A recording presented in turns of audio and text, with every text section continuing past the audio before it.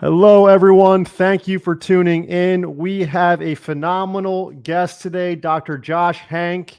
I am so thrilled to have him on the show today. He is a phenomenal upper cervical doctor out of Transcendence Family Wellness Center in Sterling Heights, Michigan. I've been following his content on Facebook for a couple years. It's an honor to have him on the show here. Dr. Josh, how are you today? Man, I'm doing just well. Yeah, I Awesome, can't man. say it any other way than just well. Awesome. And Dr. Josh, I love hearing, how everything started for people. Where are you from originally? Well, I am here from the Detroit City, as we say, 313. There we Um, go. so people ask me where I get my swagger from, right? I tell them from Detroit. So That's I it. like to embrace, as you said before, people here from Michigan are very prideful. Um, Not all of Michigan, though, is representation of Detroit. So um, I like the wilderness as well, and Mhm. kind of mixing the two. But this is my hometown here in Michigan. Awesome. Awesome. And Doc, how did you get into upper cervical chiropractic? Oh man, well, to keep the story very, very, very short and sweet, my father's a chiropractor.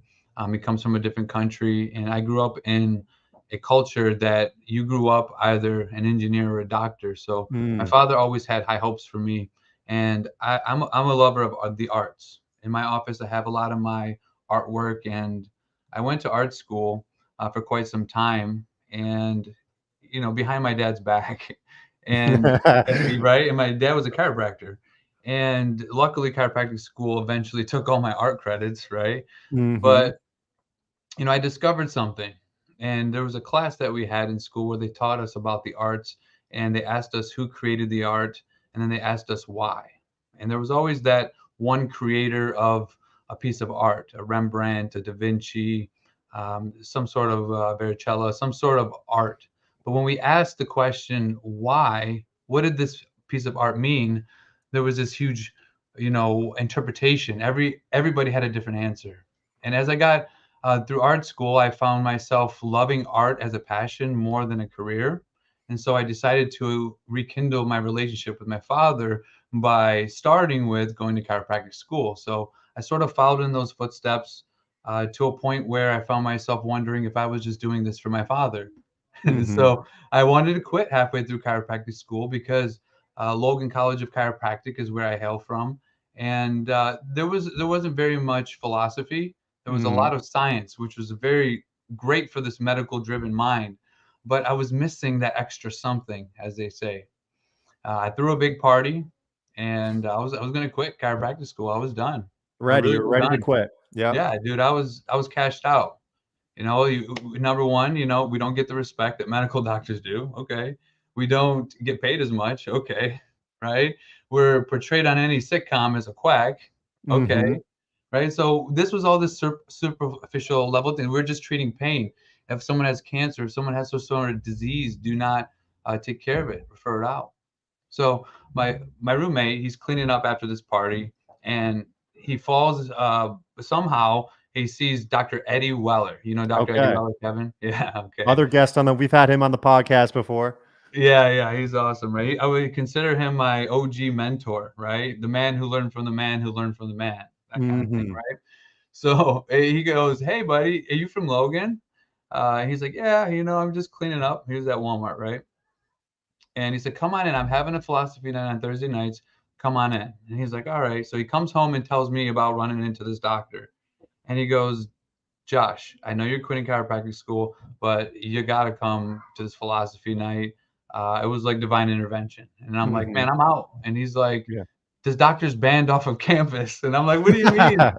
What do you mean Dr. Eddie's banned off of campus?" I don't know. I don't think he's still banned off of campus anymore. But I'm like, "All right, cool. Like, let's go figure this out." Because he's an upper cervical doctor. And I'm like, "No way, man. Not those guys that fix one bone and fix everything." They Hmm. don't teach any upper cervical at Logan. And so that really what was turned me off. But what turned me on was this rebel nature, right? And that was inside of me ever since I was a kid. I was always going against the grain. So I went to the philosophy night. Needless to say, I was there for 4 hours. The moment I realized that there was a power that made the body, and that's the power that heals the body, And our role as doctors are to unbrainwash one another and then the public, and into this idea that we're partnering with innate, right? And there's Mhm. this innate intelligence that nobody talked about in school. And so in school, they would never tell you two questions that they would always ask in art school: who made the body and why? Right? Mm. And no teacher ever asked that. But Dr. Eddie Weller told me exactly who made the body and why.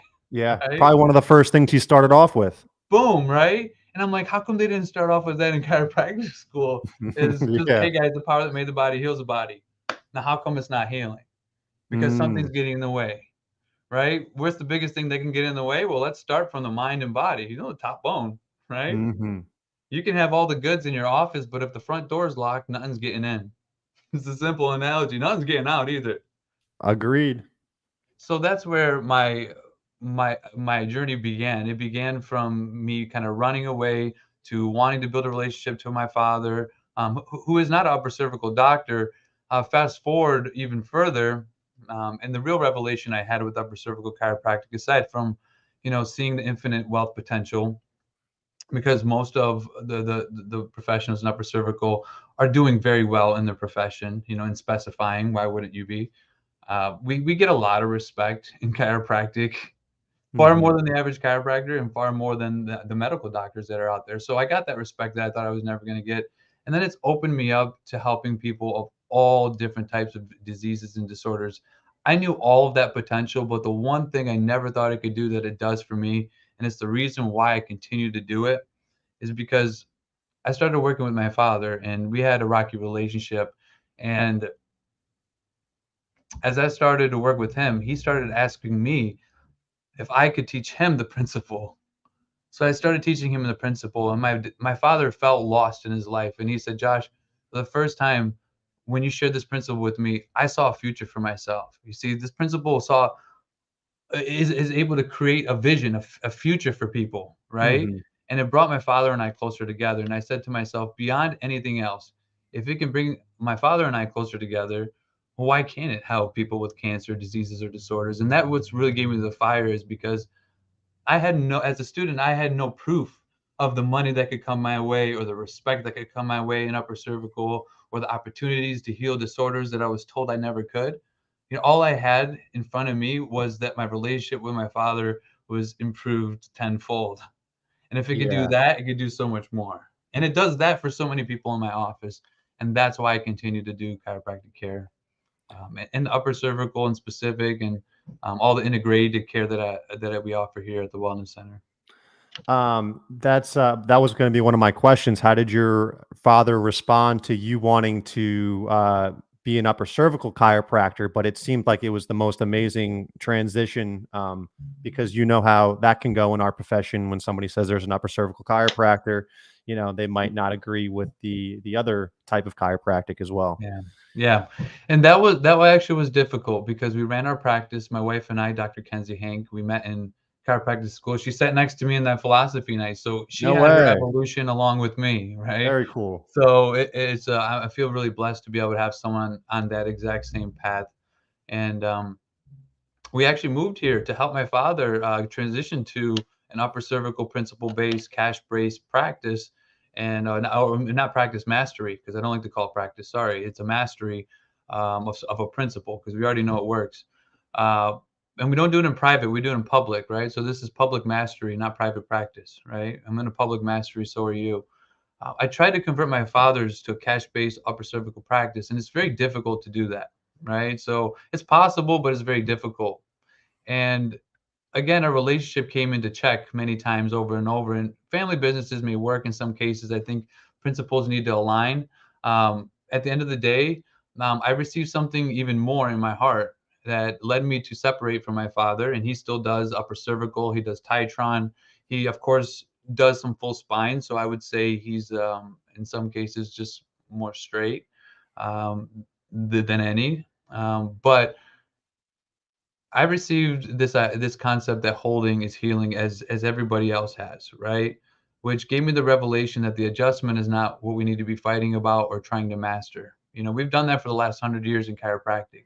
We need to master the science because we have better science than BJ did. So that's where I started my nonprofit, Henk Research and Diagnostics. I started my coaching protocol, The Hard Way for Doctors, and I work with all types of doctors, a holistic pharmacist, medical doctors, biological dentists, physical therapists, and chiropractors.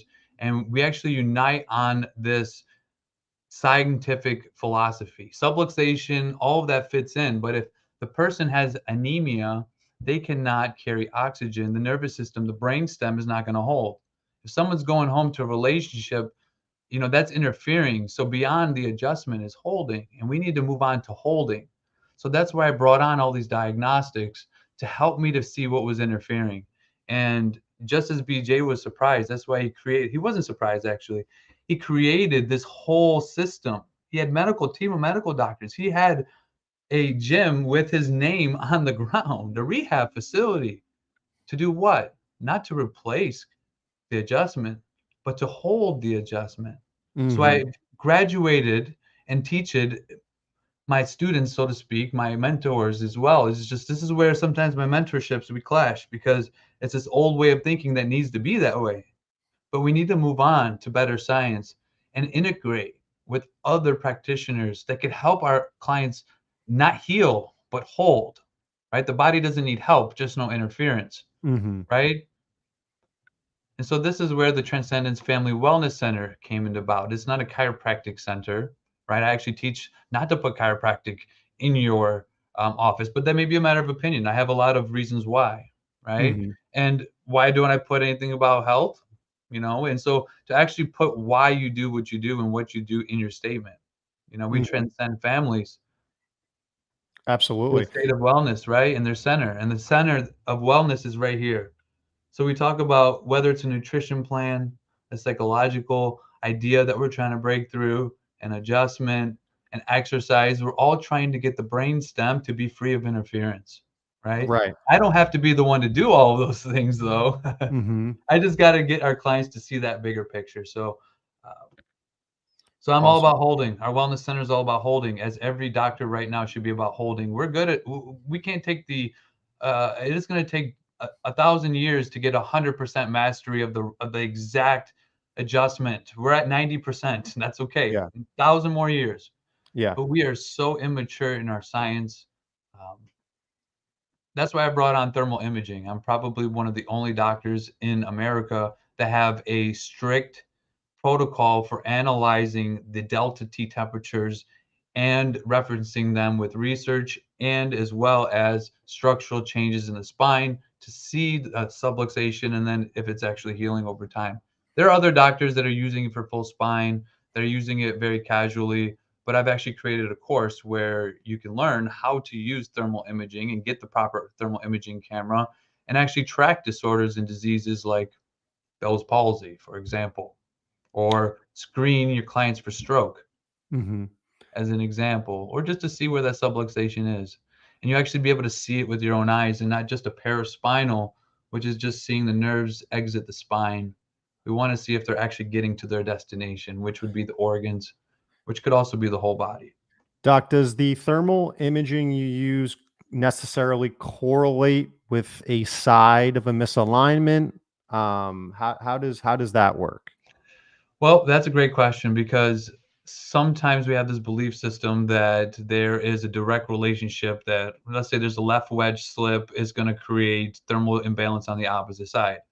Now, a lot of times doctors will look at a Titron, for example, as I use, and they'll look at the hot side and they'll see that that's the subluxated side. Well, it's actually the cold side. Mm, Nerve problems, generally speaking, will show up on the cold side because there's no blood getting there.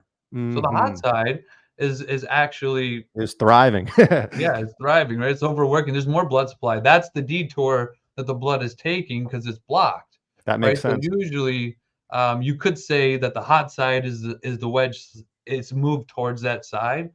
And that's what you would see. The side that is kinked, it will be affected. Now, the brainstem works very, very uniquely because that's very close to where the decussation occurs. So sometimes you'll see ipsilateral cold, and sometimes you'll see half the face is cold, and it's the other side, right? So I usually see that with the C2 versus C1, right? So the Mhm. decussation I have found is really at C1. C0, right, cervical cranial, but C1, C2 is where they've already crossed over, and that's where you get the opposite. So if C2 listings will actually be the opposite of C1 listings, Mm, generally speaking. And these are things that I've just correlated because very few people have C2 listings mhm. as their primary anyway. And from a patient's perspective, what is the thermal imaging doing for them? For someone that has no idea what we're talking about right now, the thermal imaging, what is that doing for the patient?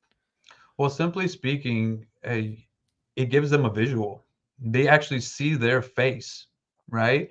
And that gives them a visual. But then you say, This is the greatest part for you. I get it. Like, whoa, right?" Mhm, And they can see clearly that one side of their face is cold, right? I have a big screen with my Titrons and I do Titron scans and I explain them. A lot of doctors think that that's crazy, but I have a way of explaining that most people cannot. So mhm, I can explain that pretty well, but even then, it's really difficult, right? mhm, They need a picture, right? So this gives them a picture of their face that they can see, but it gives you as a doctor metrics. So you can take 2 points, an infinite amount of points, and compare those two temperatures, right? You can take general areas, like we do a cerebral vascular screening. I have a 10-point stroke screening that I use. Thermography is number one. Number two is a Doppler ultrasound. Number three is looking at their x-ray. Then family history, blood work, biofeedback, all those other factors, right?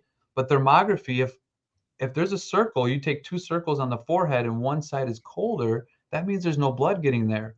Either the person's got an arterial clog, you want to rule that out. Okay, there is some research that you can cross reference to see that certain temperature differences will indicate more likely that there's a stroke risk or something like that. But you cannot use thermography by itself to determine a diagnosis. Just like we don't diagnose subluxation on just thermography or X-ray, we won't diagnose anything else based off of thermography or X-ray alone, right? We got to do them both together, right. or ultrasound or blood work. So that's why I create an integrated diagnostic strategy.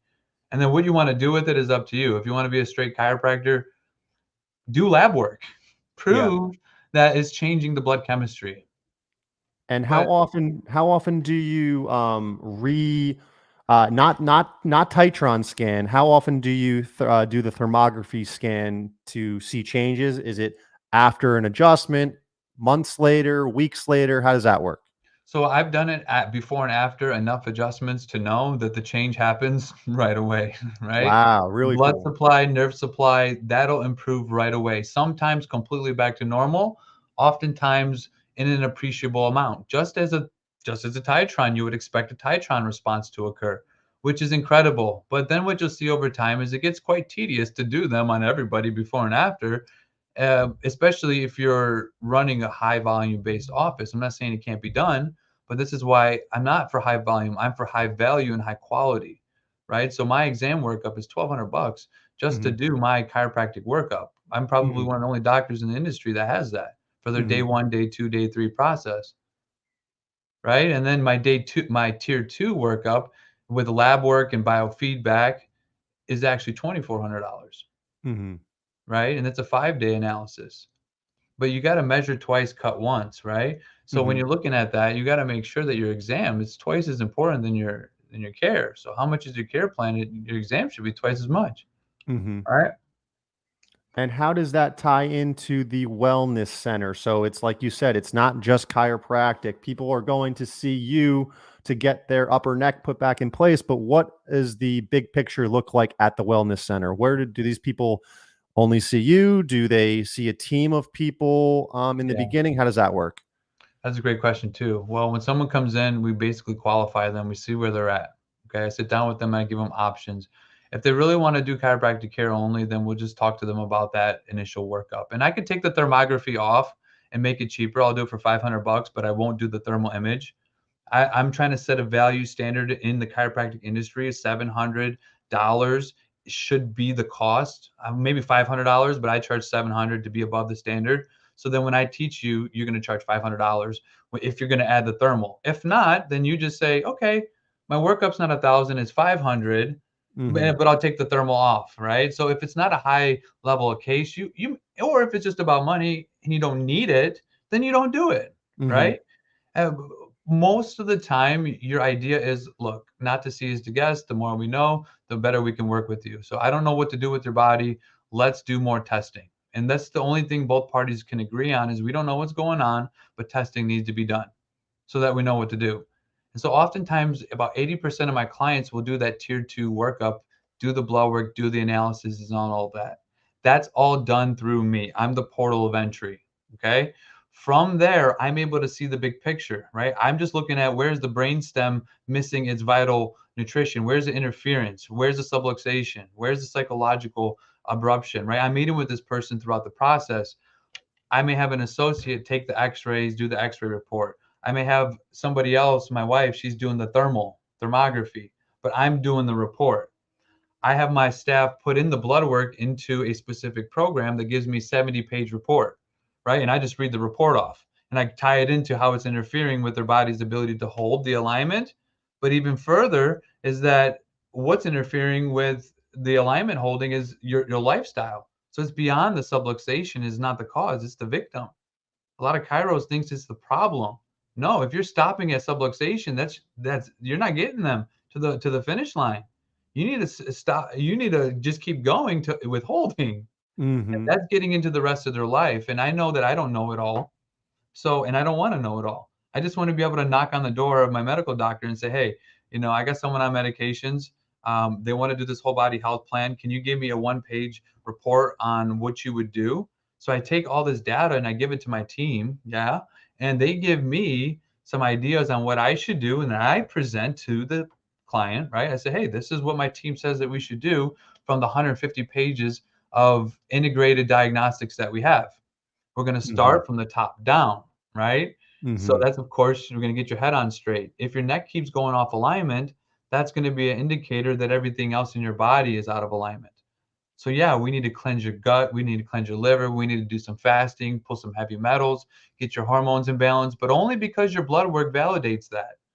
Okay, stop giving vitamins and minerals to your patients if you don't even know their vitamin D level. Right. 10% of the time you could be causing more harm than good. It's not worth it. Makes you more What scientific. what are some of the, common what are some of the common, things that you see in your clinic that are preventing the atlas from holding? Well, you can categorize them in the three T's, of course. Thoughts, traumas, and toxins. Um, the one of the but I've also seen things that are when you do pattern analysis over time, you'll start to see things that are sometimes out of our control. You'll see how the moon cycle will affect people. You'll see how the political nature, the political state around election times, people will be out of alignment. You'll see people will hold better in the summer than versus the winter time.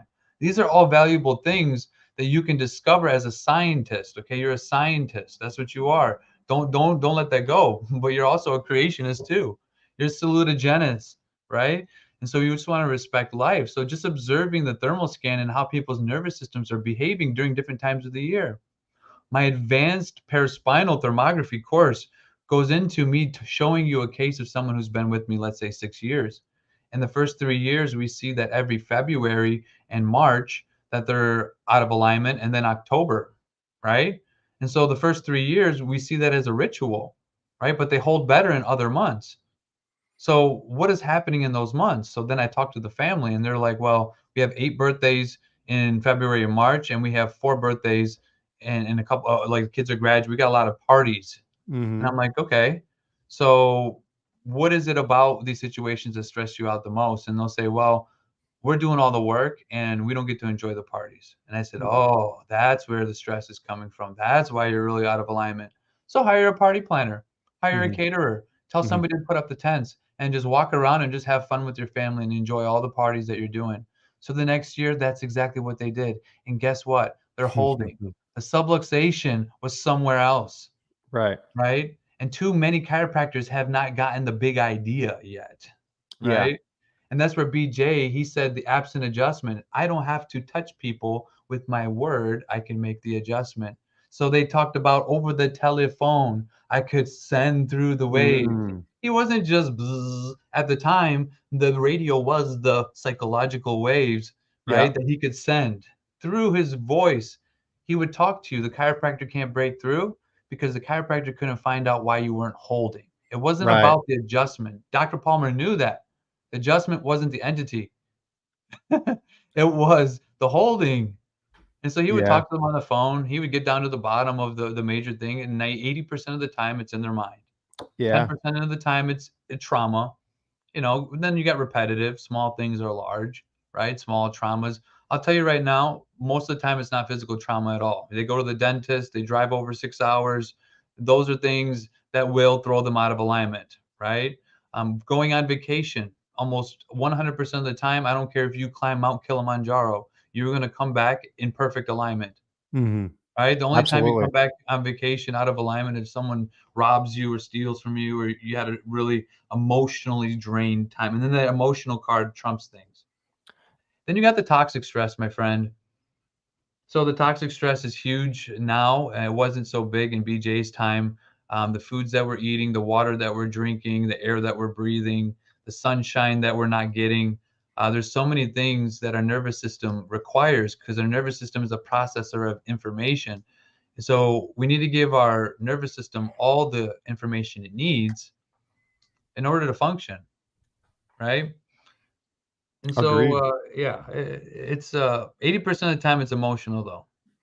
You know 80%. what? I'm glad you said that because a lot of the doctors in our profession, especially the high volume upper cervical ones, they don't really want to know how the patient is feeling. They say that's really not it's not their job. They want to clear their atlas out, get them on the table, get them off. We don't want to, we don't really care about your symptoms. Not all, but some. And how do you balance, there is a time for that, but how do you balance that in your office when sometimes people just need to debrief and just let some things out and vent to you? Right. Obviously, you don't want to be there for an hour, but you want them to be heard. Right. So one of the things that's helped is I put my office on a forum, right? They always tell the old schools said put your office on stage. So I have an open atmosphere because if I'm talking to one person, it's relevant to everyone else. So if someone's three deep, I'm having three conversations with that person and I haven't even talked to them yet, right? Mhm. So I put the office on stage, they pre-rest. So everyone's laying down in an open atmosphere and everyone's hearing the story. Everyone's hearing what I got to say and they're thinking in their head, "Oh my gosh, that's so me." Yeah, Right? So even if I tell them directly, it won't work, but if they see it in someone else, it does. So that's the number one thing. Because even if you're saying the right thing, they have to see it in someone else. They have to see that someone else is 100%. struggling.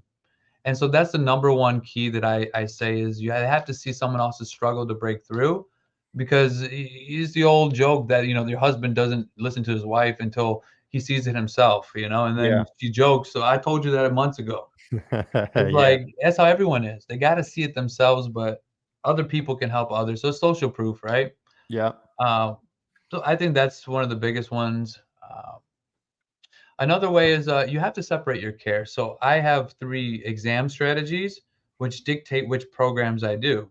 So I don't do just chiropractic programs. I only work with people who do my all-in programs because those people get better results holding.